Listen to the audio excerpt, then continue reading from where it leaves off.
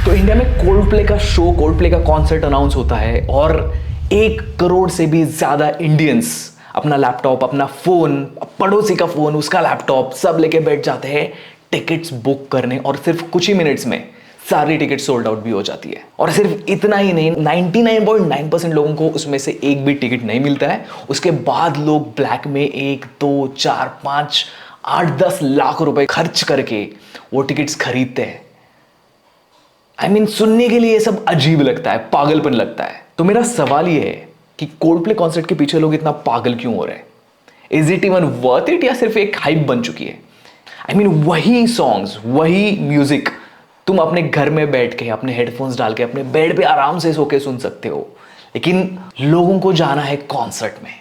So is it even worth it to put all those money, all that effort into it?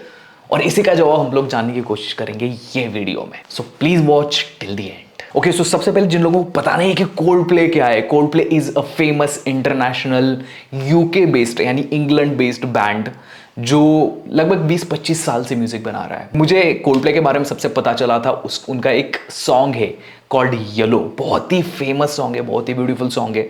वो song मैंने सुना था 10-12 साल पहले, तब से मैं कोल्डप्ले को जानता हूँ। उसके बाद उसके साथ ही उनके और कई सारे बहुत ही ज़्यादा फेमस सॉन्ग्स हैं जो पूरी दुनिया में फेमस है।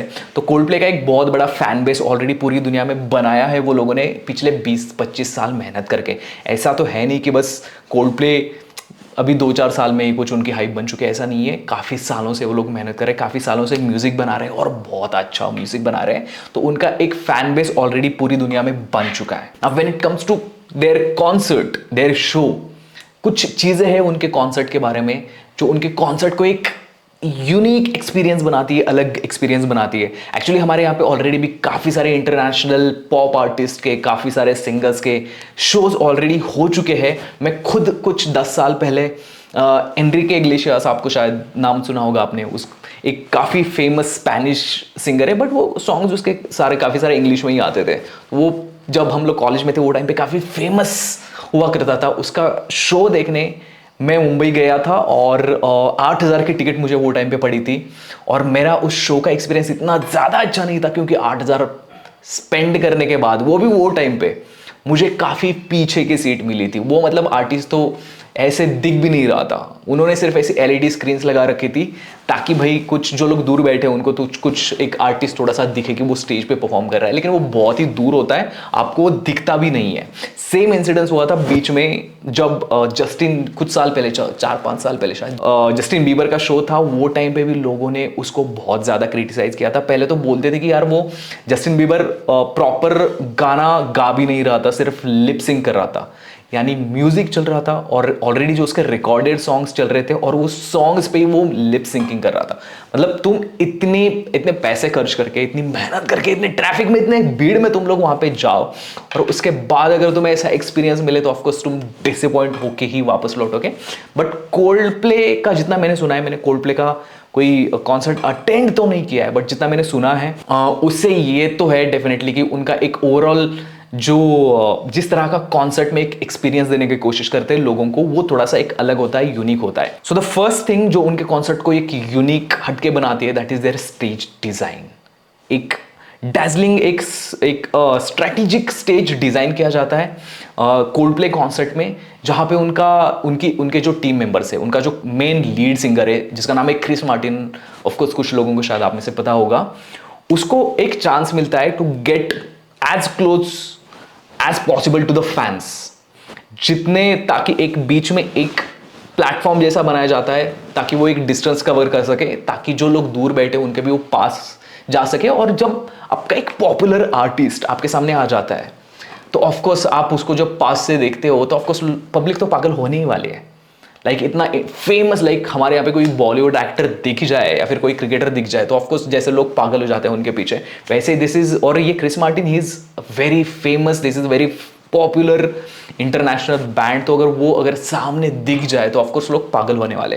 तो वो एक स्टेज ऐसे डिजाइन करते हैं कि एक वो बैंड मेंबर्स को एक मौका मिले फैंस के पास में जाने का, ज्यादा से ज्यादा फैंस के पास में जाने का। The second is use of lights and visuals. अगर आपने कोल्ड प्ले के कुछ सॉन्ग्स यानी कुछ वीडियो सॉन्ग्स यूट्यूब पे देखे होंगे, प्लीज़ देख लो। उनके जो सॉन्ग्स होते हैं, उनके सॉन्ग्स के जो विजुअल्स होते हैं, एक्चुअल सॉन्ग्स, वो विजुअल्स काफ़ी ज़्यादा अच्छे होते हैं, काफ़ी स्टनिंग होते हैं।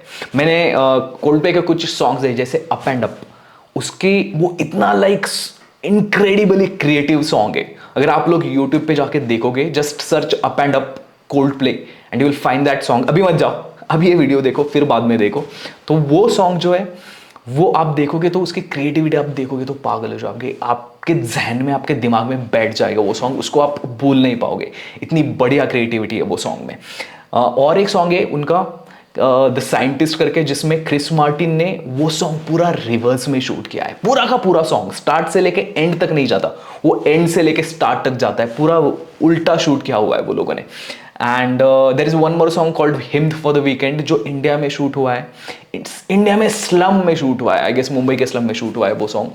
तो उसके भी विजुअल्स देखोगे तो एक बहुत ही इनक्रेडिबल, बहुत ही ब्यूटीफुल विजुअल्स है कि मतलब आप पागल हो जाओगे, इतने अच्छे विजुअल्स है, आप याद रखोगे वो सॉन्ग्स। तो कहीं ना कहीं वही विजुअल्स कोल्ड प्ले कॉन्सर्ट में लाने की कोशिश करता है। फॉर एग्जाम्पल, काफी सारे मैसिव स्क्रीन्स, प्रोजेक्टर्स लगे हुए होते हैं स्टेडियम में, जहां से काफी एक visual, audio visual experience create करने की कोशिश की जाती है कोल्ड प्ले की तरफ से। अलग अलग पैटर्न्स क्रिएट करने की कोशिश की जाती है जो उनके लाइव म्यूजिक के साथ सिंक होके चलते हैं। यानी जस्ट इमेजिन, पूरा स्टेडियम है, अंधेरा है, बट आप सिर्फ वो सारी लाइटिंग देख रहे हो, वो सारे मैसिव एलईडी स्क्रीन्स देख रहे हो, वो सारे पैटर्न्स जो प्रोजेक्टेड लाइट्स क्रिएट करती है, और वो सारे पैटर्न्स लाइव म्यूजिक के साथ जब सिंक होते हैं और वो पूरी स्टेडियम में फैली हुई है वो लाइट, वो एलईडी सारे पूरी स्टेडियम में फैले होते हैं, उससे एक यूनिक एक विजुअल एक्सपीरियंस मिलता है ऑडियंस को, जो लोग वहां पे है।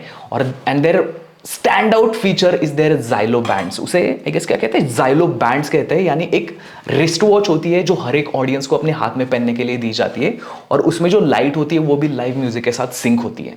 तो वो लाइव म्यूजिक के साथ ये जो सारे पैटर्न्स, विजुअल्स एक सिंक करने की कोशिश जाती है, उससे वो पूरा स्टेडियम, अगर आप वहां पे जाओगे यूट्यूब पे शायद आपको कुछ वीडियोस देखने को मिलेंगे, तो वो बहुत ही ज्यादा एक यूनिक एक्सपीरियंस बन जाता है। उसके बाद आता है 360 डिग्री साउंड डिजाइन, यानी विजुअल्स भी हो गए, लेकिन उतना ही इंपॉर्टेंट होता है ऑडियो, म्यूजिक, साउंड की क्वालिटी। अगर वीडियो की, हमारी यूट्यूब वीडियो की क्वालिटी भी अच्छी हो तो लोग स्किप कर देते हैं, और इतने बड़े, नाउ देन इमेजिन इतने बड़े कॉन्सर्ट की क्वालिटी कैसी होगी।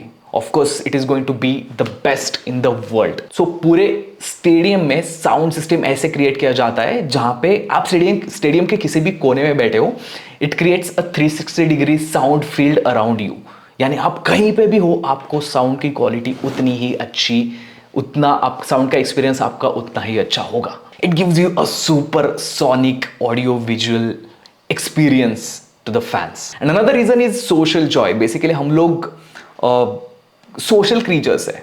हम लोग जैसे अभी हम लोग टीवी पे भी देखते हैं, हम लोग टीवी पे मूवीज देखते हैं, हम लोग टीवी पे क्रिकेट मैच देखते हैं, फुटबॉल मैच देखते हैं, लेकिन वही एक्सपीरियंस आपको अगर लाइव स्टेडियम में मिले जहां पे लाखों लोग आपके साथ है, तो वो जो एक सोशल एक्सपीरियंस बन जाता है, वो शायद हम जब अपने फोन पे, टीवी पे, या फिर घर पे एक दो लोग ही बैठ के जब, या फिर अकेले बैठ के देखते हैं, तो उसके साथ मैच नहीं कर पाएगा।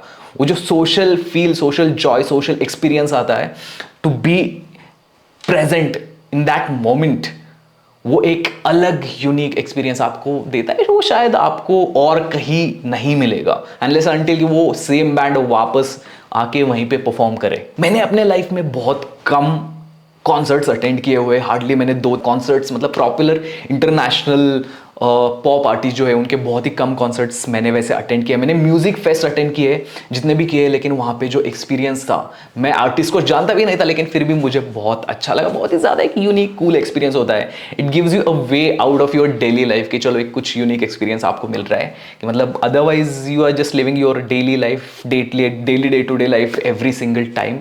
तो in the end you can say, हाँ, अगर इफ यू थिंक पॉजिटिवली, अगर आपको कुछ ऐसे अलग एक्सपीरियंस लेना पता है, अगर आपको अलग कुछ करना पसंद है, कि शायद चलो यार कुछ मूवीज देखना, बाहर जाके स्टेडियम देखना, तो if you overall think about it positively, इसके काफी सारे नेगेटिव साइड्स भी है एक्चुअली, जैसे बीच में जस्टिन बीबर के कॉन्सर्ट के साथ हुआ था। But if you think positively and if the concert is well arranged, तो आपका एक्सपीरियंस काफी अच्छा हो सकता है।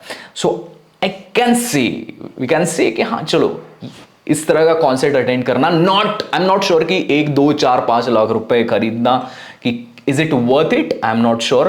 मतलब 99.9% लोग तो उसे अफोर्ड भी नहीं कर सकते, बट अगर आपको टिकट्स मिले तो definitely it is a worth thing to try, because शायद हो सकता है कि वो एक्सपीरियंस आपको या फिर उस टाइप के एक्सपीरियंसेस लाइफ में बहुत कम मिले।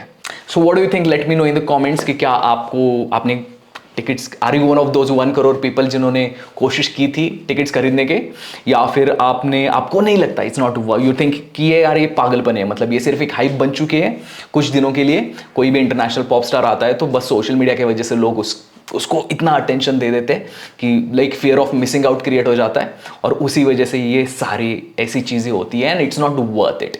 If you think that, also let me know that in the comments. और अगर आपको लगता है कि डेफिनेटली जाना चाहिए, ऐसे शोज ऐसे कॉन्सर्ट्स अटेंड करने चाहिए, so tell me that also, and don't forget to subscribe to the channel. I will see you on the other side.